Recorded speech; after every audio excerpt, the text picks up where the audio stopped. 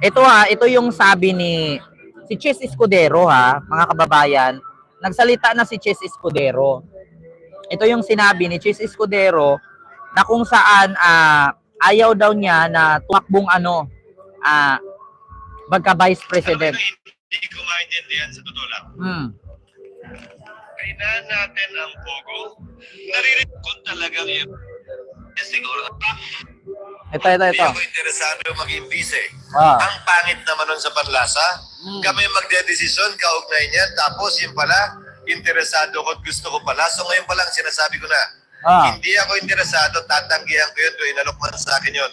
Hindi tama at hindi dapat ginagawa ang yun. Sa katunayan, sa parte ng Kamara, siguro dapat ganun din, di ba? Kasi pipili ka mula sa Kongreso eh. Hindi naman din siguro dapat konsiderahin yan. Nung mga pumirma at nung mga nagsusulong ito, dahil baka mamaya masabihan sila na ito lamang pala ang interes at gusto nila, kaya nila ginawa ito. So prudence is the better part of valor. Delicadeza is rarely seen in government, but I think we can always go back to it and rekindle and refresh it in the minds of our people. Sang-ayon sa saligang batas. Kapag ka na-impeach, natanggal ang vice-presidente, ang papalit, pipiliin ng presidente mula sa Kongreso. Hindi automatic na Senate Ganito president. yan gusto kong explain sa inyo. Parang nililigoy-ligoy ni Chis ang sinasabi Ganito yan. Kung sakali na si Sara Duterte ay ma-impeach, dalawa lang po ang pagpipilian. Either si Martin Romualdez na House Speaker or Senate President Chis Escudero. Kung sakali na ma-impeach si Sara dalawa ang papalit sa kanya. Either House Speaker Martin Romualdez or Senate President Chis Escudero. Ngayon, kung sakali man na walang pipiliin si Pangulong Bongbong Marcos Lawa, pwedeng mag-appoint si BBM at pagbubutuhan ng Kongreso at Senado. So kumbaga parang magiging tatlo ang mapipilian. Kung ayaw ni Pangulong Bongbong Marcos kay Chis Escudero at ayaw ni Pangulong Bongbong, hindi naman sa ayaw. Kung sakali na may i-appoint, special appointment. Ma'am Berlis Wondering, maraming salamat sa iyong 10 euro super sticker. Thank you so much po. So, ganun po yun mga kababayan. So, hindi daw siya pwedeng piliin kapag ma-impeach si Sara. Huwag po kayong magpalinlang. Dalawa po ang pwedeng pagpilian ng gobyerno. Senate President at House Speaker. So ngayon, kung halimbawa mayroong i-appoint na special appointment si Pangulong Bongbong Marcos, halimbawa piliin ni Pangulong Bongbong Marcos si First Lady Lisa, gagawin niyang Vice President. So pagpipilian at pagbubutuhan ng Senado at Kongreso niyan. So ngayon, pag pumayag ang Senado, ang Kongreso at pumayag ang Senado at binutuhan at nanalo na pabor kay First Lady Lisa, walang silbi si Chis at si Martin Romualdez. So ngayon, kung walang mai-appoint si Pangulong Bongbong Marcos, sabi nga kay Pangulong Bongbong Marcos matagal na never siyang mangialam sa impeachment na yan. So ngayon, dalawa ang pagpipilian, Senate President and House Speaker. So sa sinabi ni Chis dito, mga kababayan, ay hindi daw siya pwedeng piliin, nasa kanya, baka ayaw niya. Di ba? Hindi porket number 3 ako, number 2 ang Vice President, 1 ang Presidente, 4 ang Speaker. Yung 3 ang papalit sa 2. Hindi. Pipili ang Presidente mula sa Kongreso. Ang requirement para maging Vice President, pareho ng requirement para maging Congressman at Senador maliban sa isa. Edad. Edad, 40. 25 ang Congressman, 35 ang Senador, 40 ang minimum para sa President and Vice. So ang pwede lang pagpilian ng Pangulo, Congressman at Senador may edad 40 patas. Ginawa na yan ni dating Pangulong Arroyo, kung maalala nyo, nung natanggal sa EDSA 2, si Pangulong Estrada, naging presidente si Vice President Arroyo at that time, namili siya ng Vice Presidente mula sa Kongreso. At ang pinili niya, si Senator Gingona. So nangyari na yan. Pagpili niya, nominado yun, kailangan i-confirm by simple majority ng House at ng Senate voting separately na siya ang ginawa. Palawa, sinabi mo, hindi totoong wala pang Vice Presidente ng Presidente. Nangyayari na yan ng 2 beses sa kasaysayan natin ng recent history after the 87 Constitution. Una, si Erap, pangalawa si GMA. Dating mga Vice Presidente na naging Presidente. sa kaso ni GMA, by assumption, nung una, tapos by election, depende kung sino papaniwalaan nyo sa protesta ni FPJ. Alam nyo kung na kaninong panig ako doon. Bilang panghuling katugunan, iniisip ko ba yon? Hindi. O, diba? So, hindi daw siya nag-assume at wala daw sa isipan niya na siya ang pipiliin. Oo. So, ang sa kanya lang daw, depende na daw sa, kasi actually, si Chis Escudero ba, 40 years old na ba siya? Kasi kung 40 years old na siya, pasok siya sa isa sa pipilian. Diba? Kung hindi pa siya 40 years old, hindi siya pwedeng pipiliin. Pero napaka-imposible na hindi 40 years old si Chis. Napaka-imposible. Si Bong Navarro nga, 40 years old na eh. Diba? Mas bata pa si Bong tignan sa kanya. Huwag kayong magalit sa akin ha, na sinabi kong matanda ang Chis. 50 plus na. So, pabor.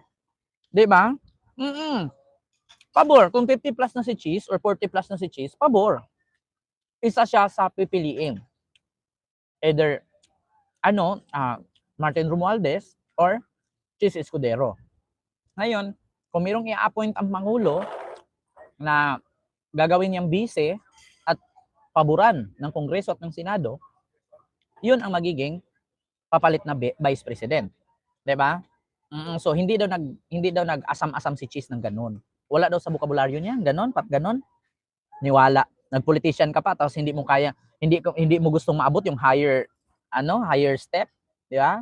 Ayaw mong nag-politician ka ano ba ang pangarap na maging politician? Una, 'di ba, nag-umpisa ka sa SK chairman, tapos city councilor, mayor, tapos naging gobernador, tapos naging congressman, tapos naging senador, vice president, naging president or prime minister. Tapos sasabihin mo, hindi mo gusto, wala sa ano mo 'yon, sinungaling. 'Di ba? Walang politician na hindi gusto marating ang tuktok. Walang politician na hindi marating ang tuktok. Sabi nga ni Digong, wala na ako ibang hiling. Bakit? Naging presidente na ako. Bihira lang sa pamilyang Pilipino, ang anak vice president, ang tatay president. Kaya kung ako sa iyo, Inday, mag-resign ka na, magnegosyo ka na lang. Diba? Sabi ni Digong yon kasi wala kang alam. Diba?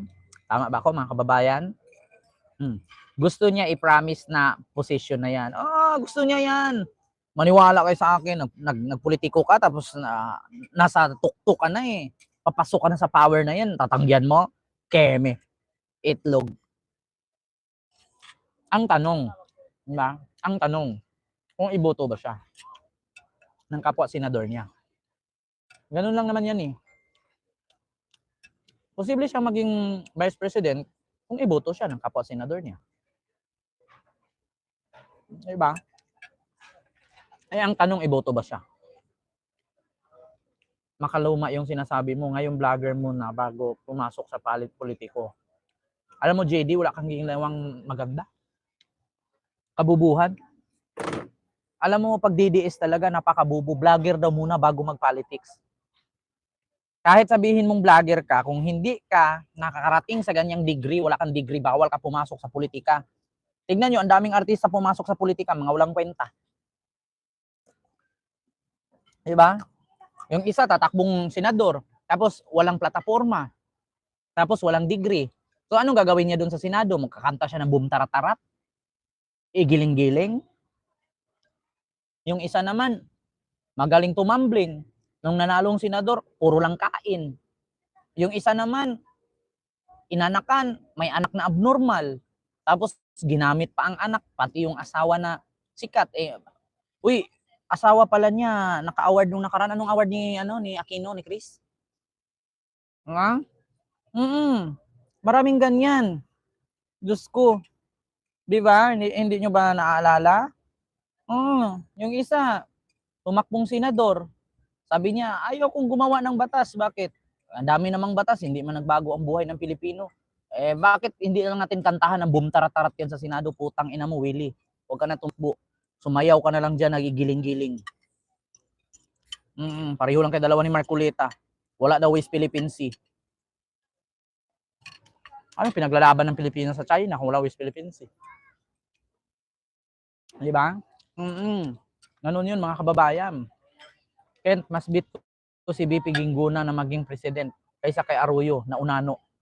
At Plandiril. Plandirer ba? Sabi ni Elijah. Ngayon, Mamirian Suzuki, di ba? Yung boom, tarat, tarat. Boom, tarat, tarat. Tararat, tararat. May bagyo. Ganun ka doon. Mahirap yung ganyan. Mingming, manahimik kaming. Bawal ka kumain ito. Hipon to. Di ba? Actually, mga kababayan, maganda po yung lugar na aking kinaupuan po ngayon. Ayan, kung nakita nyo po, marami po kami dito. Nasa Malacanang po ako ngayon. O nakita nyo naman na, ayan po yung likod ko. Nasa Malacanang po kami ngayon. Gusto kong gusto kong maranasan na mabuhay royal blood sa araw na to. Sa mga hindi po nakakaalam, na sa Malacanang po pala ako. Pumunta lang ako bumisita. May uwi na din ako. Di ba? Mga kababayan. Kaya, alam nyo na. Di ba? Kaya, yun. At speaking of Cheese Escudero, mga kababayan. Di ba? Dito tayo kay Jamagno. Si Jamagno ha, dito tayo kay Jamagno. Jam Magno. Wala na, Magno.